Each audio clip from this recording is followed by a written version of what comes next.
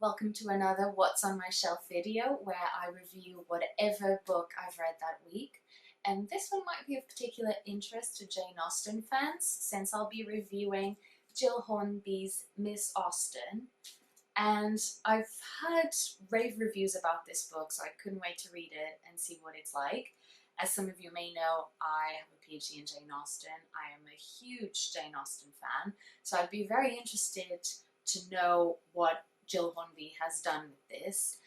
And possibly one of the most interesting aspects about this book is that even though it's called Miss Austen, it's not focused on Jane Austen as you would expect. It's focused on her sister, her older sister, Cassandra, that far outlived her for many years, since Jane Austen, sadly, died at 41 years old. And so the book follows the life of the other sister, Cassandra, after Jane Austen has died, and it shows her experiences and what happens to her afterwards, how she deals with the death of her sister and with protecting her legacy.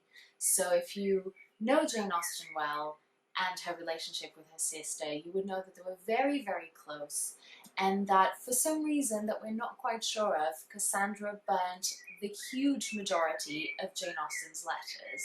So the letters that have survived are about enough to fill in a book about this size, but we know that there would have been way, way more, even though Jane Austen lived a relatively short life. So it poses the question of what Cassandra would have done with those letters and why. Why would she have felt the need to burn those letters in order to protect her sister's reputation? And throughout the years, scholars have suggested various reasons as to why that might have been the case. So whereas Cassandra is usually portrayed as this very nice person who was willing to self-sacrifice for her brothers, to go and look after their children, for example, to play the role of the traditional single lady who makes herself useful in any way that she can and who kind of hops from house to house and just does whatever no one else wants to do, basically. Jane Austen is probably not quite so happy with that position. We know she really wanted to write her novel, she really wanted to work, and anything that detracted from that would probably have been seen as an unwelcome distraction to her. And so, whereas Cassandra would have probably been the kind of person to have been quite content with her lot, despite the fact that her brothers would have been significantly more prosperous and would have lived in significantly more luxurious environments, Cassandra's likely to have been the kind of person to have not resented that, to have been happy with what she had. Jane Austen? Maybe not so much. So one of the reasons that has been presented as a possibility as to why Cassandra decided to burn her letters would have been that maybe Jane Austen would have complained about the fact that her brothers weren't helping her maybe as much as she expected. So Cassandra might have wished to hide any evidence of lack of gratitude, for example, since after the death of her father, her brothers did help them in terms of raising money to keep them under certain comforts that would have been expected for their class. Another possibility as to why the letters were burnt would have been her relationship with her mother. So if you know anything about Mrs. Austen, you know that she was a huge hypochondriac who lived until she was 87 years old. Now, Jane Austen died at 41, and Mrs. Austen, considered to have been her entire life the ill person of the family, died at 87 years old. And we know that, for example, when Jane Austen was already suffering from a very painful illness that would take her life away, they only had one sofa in the house, and that Austen would give the sofa to her mother so that she could be comfortable, and instead she would sit in this long chair. And in her letters, she might have expressed some kind of frustration with her mother and her hypochondria, and maybe Cassandra would have considered that to not have been very appropriate. Now, one of the reasons why I've really liked this book, and that I was actually quite reluctant to read it at first, or at least a little bit cautious as I approached it, is that everyone who tackles an imaginative version of what Jane Austen's life might have been, or the people related to Austen might have been, usually tends to focus on romance. So there's this misunderstanding on the part of many people that the author who wrote these amazing love stories, or people see it as love stories, you could argue that they are so much more than that, and I definitely would, like Pride and Prejudice and Sense and Sensibility, and someone who would have written this would not have experienced romance herself. So many people find this very difficult to understand. Now, one thing that I absolutely loved about this book is that it strays from that in the most wonderful way.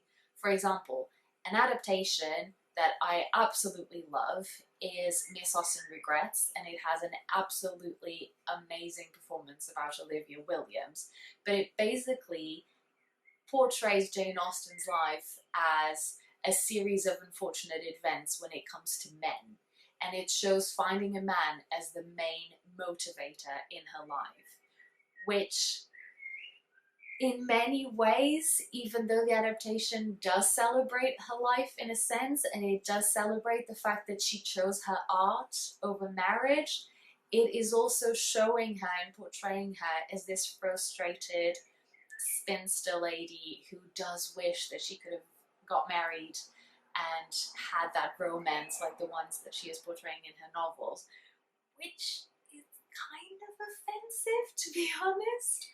And so I loved that Gill Hornby kind of completely went away from that. And this might have been informed by more recent criticism on Austen's novels and books on Austen's life. One that I would emphasize is Paula Byrne's Jane Austen, A Life in Small Things, which is absolutely amazing. And if you haven't read it, definitely check it out. Paula Byrne is an amazing, amazing author. Everything she touches is amazing. And one of the things that Paula Byrne argues is that Jane Austen would have made a conscious decision to stay single. So she wouldn't have just stayed single reluctantly because she didn't have any other option, but because she wanted to write so much, she completely just decided that that was not something she was going to do. And Gill Hornby seems to go in that kind of direction. She portrays Jane Austen as someone who is first and foremost committed to her art and committed to writing and to making money out of writing. And if you've read Jane Austen's letters, you know that she was kind of obsessed with money and making money out of her work, as she very well deserved to and never really quite accomplished. So I really like that aspect about this book. It is portraying Jane Austen as an artist mostly, and I really appreciated that. I think that is definitely what she deserves. And it was also really interesting finding out more about Cassandra and having Hornby show us a perspective of what it have been to be that more traditional single lady, happy to serve the people around her. And the concept of duty throughout the novel is really important in terms of what does it mean for a single woman, at what point do you say no. And I also thought that the portrayal of the relationships amongst the Austen family was incredibly interesting. So one that I particularly emphasize is the portrayal of Mary, who would have been the wife of the oldest brother in the family, James. And I'm not the kind of person who thinks that Austen's novels immediately have more value if they were based on autobiographical aspects of her life. So several people are obsessed with finding out who was the real Mr. Darcy, for example. And I would argue that that's completely unnecessary, and that believing that Jane Austen could have only portrayed a character because she knew someone who was exactly the same is kind of underestimating and undermining the genius of what she did, I would argue. But one of the things I never really understood until very recently, and until also I read this book, was how James and Mary do have a great deal of similarities to the family and sensibility, the John Dashwoods, basically, who basically force the women out of their house so that they can move in at the beginning of the novel. And it does seem like James and Mary would have done something very similar to the Austen sisters. And another thing that's very interesting is that the Dashwood women inherit only £1,000 each, even though they hoped that they would be inheriting more than that, far more than that, from their uncle. And after Jane Austen died, the family, each Austen member, also received an inheritance of only £1,000, even though they would have expected a lot more from their aunt at the time. So it's really interesting how in so many ways her fiction is informed by what's going on, but also her ability to kind of predict what people would do. Another thing about James that either I had never understood or had completely forgotten about at some point was the fact that he considered himself to be the writer of the family, which is hilarious if you think about it, but especially once you read his poetry. And Gill Hornby actually writes at the end that whatever was written in those letters that were lost to the fire, we will never know, but that the poetry of James Austen survives. And as she says, the letters in this novel are entirely imagined, the poetry is all by James Austen. And if you are like me and you feel that every single poem from the 18th century just generally sounds lovely, read James Austen's poetry. It's appalling. It's just incredibly bad. And all of the bits in this novel where it makes an appearance and in which we see the point of view of the James Austens, that he would have been the true talent of the family, just gives a whole other meaning to sexism, I think. So I don't want to spoil the book for you because there's so much in it for Austen fans or just fans in literature in general, so I don't want to tell you what happened. It starts in 1840. That's the opening of the book, with Cassandra visiting the Fowl family. So the family of the man that she would have been engaged to, if you know anything about Cassandra, and who tragically died before they ever got married. And that kind of cemented the fate of the two Austen sisters. So if Jane Austen ever had a period where she was considering marriage, was when Cassandra was engaged.